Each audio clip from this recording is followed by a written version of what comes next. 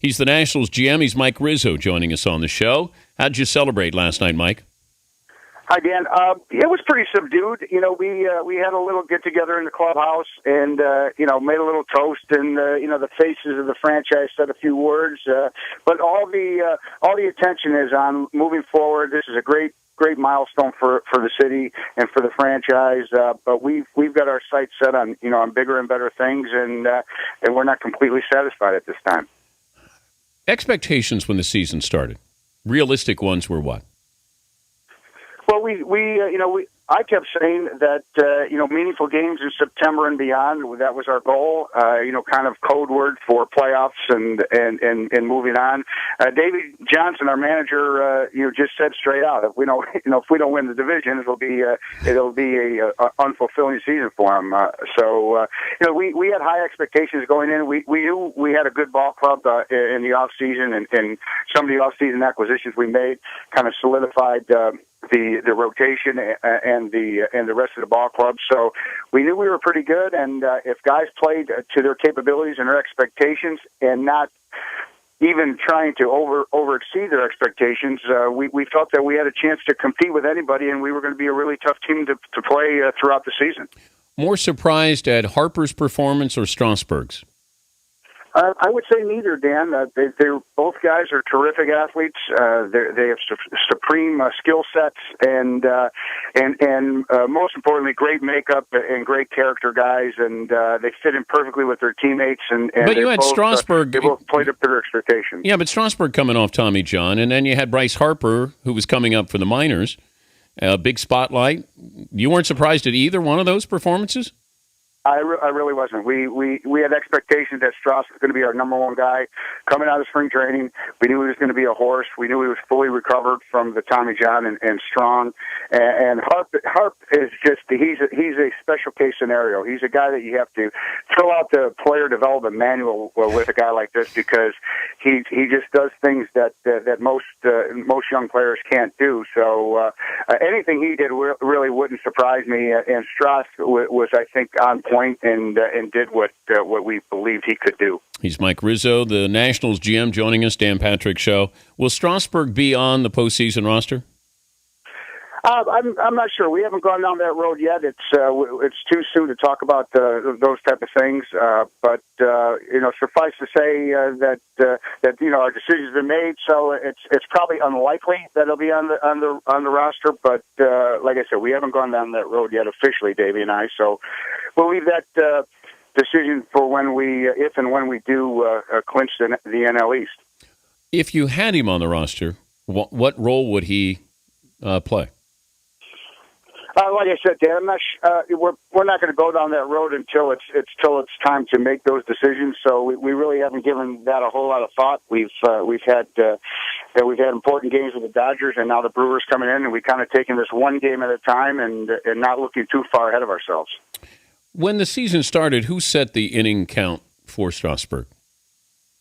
Well, the innings count was a parameter setting type of innings count. It was set by me. A plan that was included in it was medical professionals, our pitching professionals, our manager, and myself.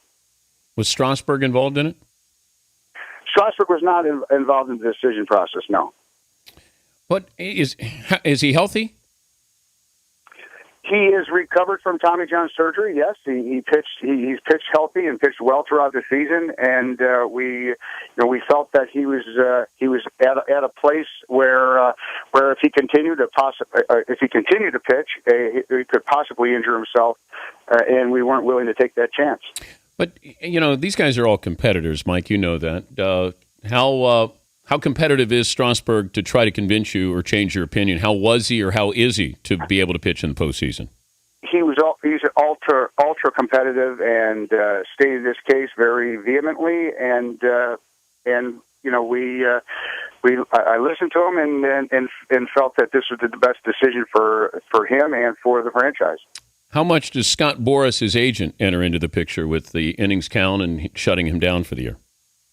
Scott course, like any other agent, has some input on his players that are on the ball club, but he has no more input than any other agency that has a bunch of our players in the system. And in the Indians count, he had very little to do with what went into the decision, and was kept informed of the decision by me, but had little or no input on what we were going to do or how we are going to handle Steven Strasburg or any other player that he represents, and any other agent that represents players on our team. If you could get one award for somebody on your team, Manager of the Year, you'll be up for Executive of the Year. You could have Rookie of the Year. You could have Cy Young with Gio. What award would you want handed out to somebody on the Nationals? That's a great question. I haven't thought about that.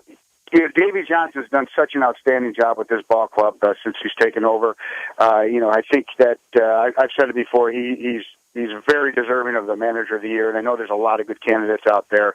But I do think Gio Gonzalez is a guy that really transformed our starting rotation.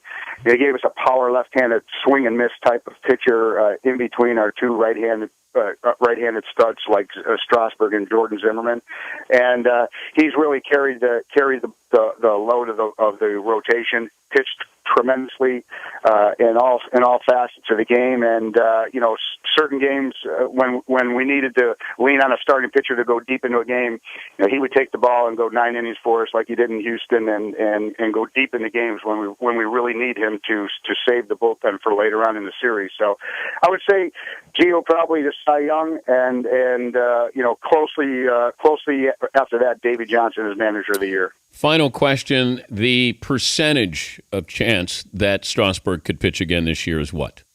It's 0. Okay. He's been shut down. He's not going to pitch for us anymore. It's been a subject that has been debated back and forth for a long time, and it's been a done deal for us for a while now. So Strauss has had a terrific impact on his team.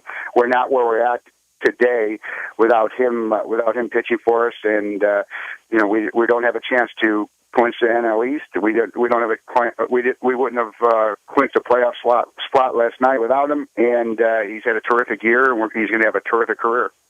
Well, congrats on what's been a great regular season, and we appreciate you joining us, Mike. Thanks, Dan. Appreciate it. All right, Mike Rizzo, the GM for the Nationals.